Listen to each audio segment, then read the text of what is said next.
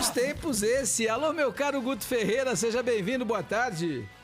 Boa tarde, Elia. Um prazer estar falando contigo. Prazer é meu, Guto. Você sabe que hoje estava conversando com o Marcelo Cabo, que comanda muito bem o time do Goiás, e você foi um dos temas aí. É impressionante, porque se a gente não entender o tamanho que a gente precisa ter, se a gente não conseguir entender como dirigente qual é a qualificação daquele elenco, qual é a qualificação daquela estrutura, qual é o tamanho daquele orçamento para ter uma posição de qual lugar deveremos estar num campeonato brasileiro, a gente vai ter que abrir escolinha para dirigente, não, Guto? A gente costuma dizer, né, que tomar decisões é sempre muito difícil, né? Então a gente tem que respeitar sempre. Agora, cada um sabe no calo aperta, né? Acertos e erros vão existir sempre e é o transcorrer das coisas, né, após tomada de decisão, que vai dizer se acertou ou se errou.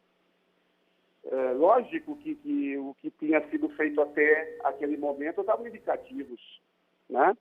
Mas, às vezes, na ânsia de querer fazer melhor ainda, ou na pressão, porque o outro está andando muito bem, acaba se tomando decisões que pode acabar não sendo a melhor decisão na sequência. Mas é interessante, nós não, temos Guto? que respeitar, né? Nós temos que respeitar, nós profissionais temos que respeitar. Não, eu entendo que você é profissional e, bom, cumpre o contrato ou não cumpre, demite, paga, faz acordo e tá tudo certo. Faz parte da vida profissional de cada um de nós, independentemente de em que função estejamos naquele momento. Mas eu tô tentando colocar isso para que a gente possa repensar o futebol. Não diz respeito só a você, não. Diz respeito, por exemplo, também ao esporte. O esporte tem que rondar para fugir do rebaixamento. Essa é a realidade do esporte. Era isso que o Lousa estava fazendo. E aí, no seu caso, você foi substituído por um técnico brasileiro. Nada contra o Thiago Nunes, muito pelo contrário. Mas tudo contra a ideia de que você muda no meio algo que era melhor do que o tamanho do que o Ceará poderia ter. E aí você, no caso do esporte, tudo contra a você trazer um treinador estrangeiro que não tem absolutamente nenhuma qualificação já determinada. Não estou dizendo que seja incompetente, estou dizendo que não tenha provas de que possa ser um cara vitorioso pelo retrospecto anterior, pela falta de experiência, inclusive, anterior, e por acaso é estrangeiro ou ainda tem mais dificuldade de adaptação. E aí a gente fica neste meio do caminho. Onde é que nós vamos parar nesse meio do caminho, não, Guto? Porque é muito difícil que a gente tenha essa situação e é muito difícil que o futebol tenha que passar por esse tipo de percalço, não, Guto? Você falou uma coisa importante aí, né? E eu vou meio que trabalhar em cima das suas palavras, né? Nós vamos ficar no meio do caminho, mas para alguém que quer chegar, ficar no meio do caminho não é interessante, né? E ficar sempre no meio do caminho é menos interessante ainda. Não, é verdade, sem dúvida, Guto. Eu tô com você e fico perguntando sempre o seguinte: qual o melhor caminho a tomar? O melhor caminho a tomar sempre é o do equilíbrio e da ideia de que não adianta, eu acho que no seu caso, eu queria até dividir isso com você, no seu caso, a pressão dos resultados do Fortaleza, ela agiu mais do que aquilo que você vinha fazendo como treinador do time do Ceará. Até então, o Fortaleza indo super bem, com a ideia de que um treinador moderno, que proponha jogo, ele possa ser mais eficiente, isso talvez tenha incomodado mais o Ceará do que propriamente o seu trabalho, não, Guto? Exatamente. E o que precisa também, eu acho que dentro do futebol nacional, é ter pessoas conscientes do que o treinamento desportivo pode proporcionar. O treinamento pode... Até onde a melhora da equipe passa pela melhora do conjunto e até onde nós precisamos ter peças que individualmente tenham características diferentes para poder ter uma proposta de jogo um pouco mais diferenciada, né? E para que possa agregar mais valores, mais ferramentas à equipe e com isso possa ser um futebol não só competitivo, mas também mais vistoso. Mas esse negócio de futebol vistoso interessa pra quem, o Guto? Eu quero o resultado. Eu posso ter um futebol vistoso se eu comandar o Bayern de Munique, se eu comandar o Manchester City, se eu comandar a seleção brasileira. Aí eu tenho obrigação de ter futebol vistoso. Aí eu vou cobrar do treinador que ele tenha futebol vistoso além do resultado, porque o resultado sempre será o senhor da razão. Mas com esse tipo de time, com esse tipo de qualidade, eu tenho que ter futebol propositor. Agora, eu vou comandar o Fortaleza, vou comandar o Ceará, vou comandar o Sport, vou ter futebol vistoso e ainda vou querer ser eficiente, ô Guto? Então, aí tem um detalhe bastante grande, né, Ia? O ser humano, ele nunca está feliz. Eu acho que tem que ser assim também, cobrar, mas ele tem que ter ciência de até onde ele pode ir com aquilo que ele tem na mão. R$ 100, você tem que ser muito bom negociante e enganar alguém para poder comprar alguma coisa que o valor é 200. Não, e o pior dessa história não é só o valor, né? Não é só quanto você tem disponível.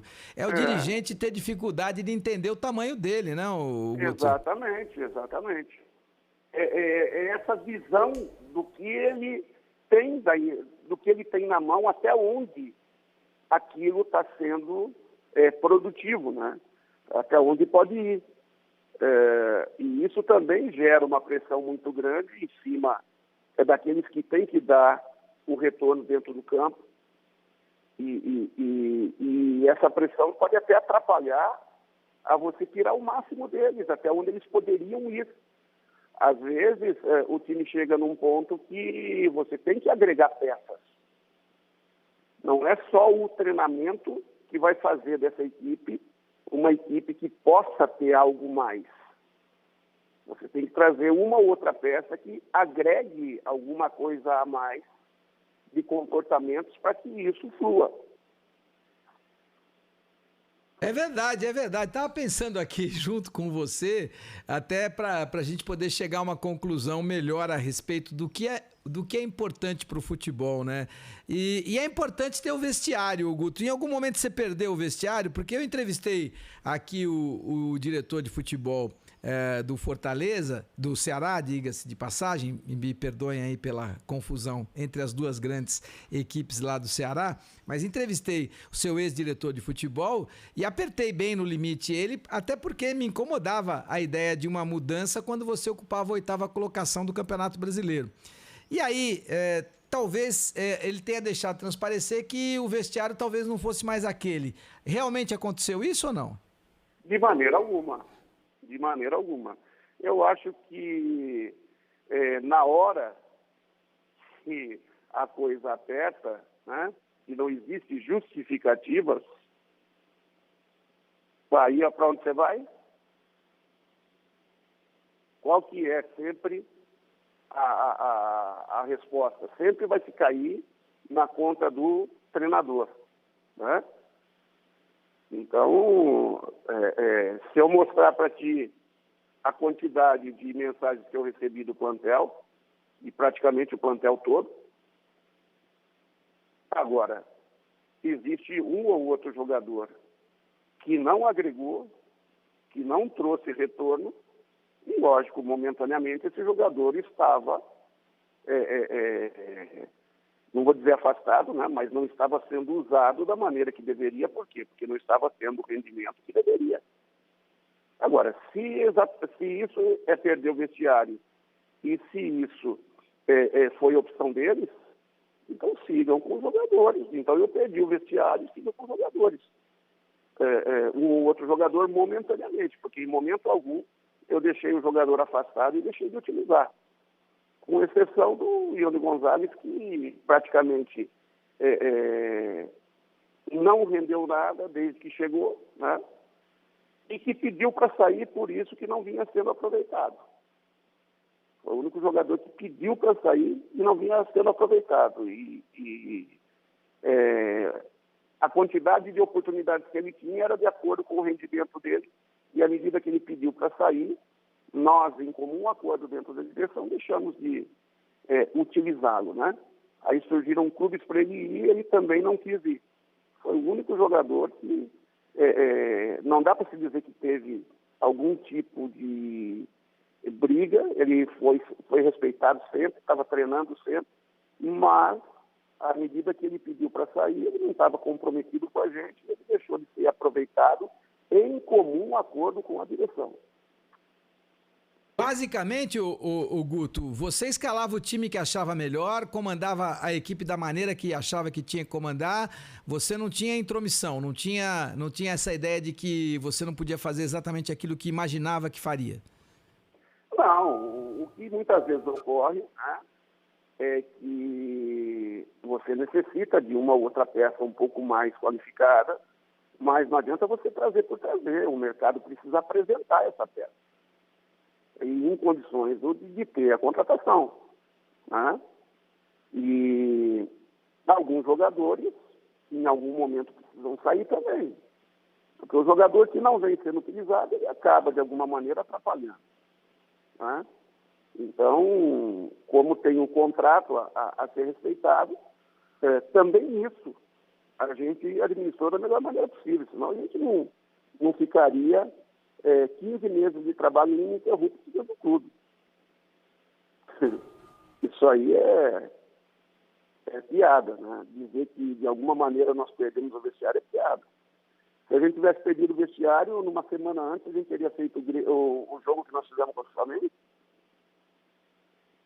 Não, eu repito aqui, ele não disse que você perdeu o vestiário, eu é que estou colocando, porque como eu fui apertando e o cara foi ficando incomodado com todos os apertos, eu fiz questão de te colocar isso para saber, queria saber de você exatamente o que tinha acontecido para a gente poder tentar chegar num denominador comum, porque até agora... eu também gostaria, eu até agora estou procurando também, mas chegou um momento onde...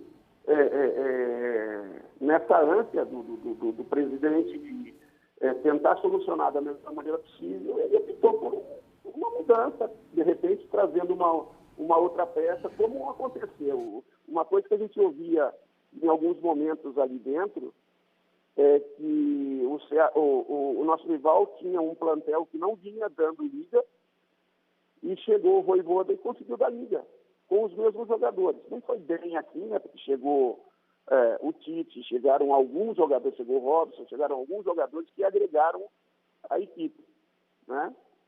Mas também teve o crescimento. E daqui a pouco essa ideia ficou martelando na cabeça dele, deve ter tido algum tipo de outra pressão externa que acabou fazendo com que ele tomasse a decisão. Agora volto a falar, decisão muito respeitada, né? E eu não tenho nada para reclamar nesse momento. E, o que vai acontecer para frente, eu torço para que o Thiago possa conseguir oferecer ao grupo, oferecer ao clube aquilo que a gente não conseguiu. Porque é um clube organizado, existe um trabalho e uma mentalidade diferente, acertar e errar. A gente, dentro do nosso trabalho, das nossas tomadas de decisão, sempre vai acontecer, né? E a gente, sempre que está tomando decisões, a gente corre riscos, né? Então, não é porque eu fui demitido que eu vou torcer contra, muito pelo contrário, eu torço para o sucesso deles, sim, né? E vida que segue, vamos procurar um outro projeto para que a gente possa, da melhor maneira possível, desenvolver o nosso trabalho. Eu também estou aqui, dia após dia, pensando, estudando, vendo o que é que faltou, o que é que eu podia melhorar, analisando se eu não consegui dar mais por culpa da minha metodologia, da minha maneira de gerir, ou se faltou alguma coisa externa, de que maneira eu teria que cobrar, enfim.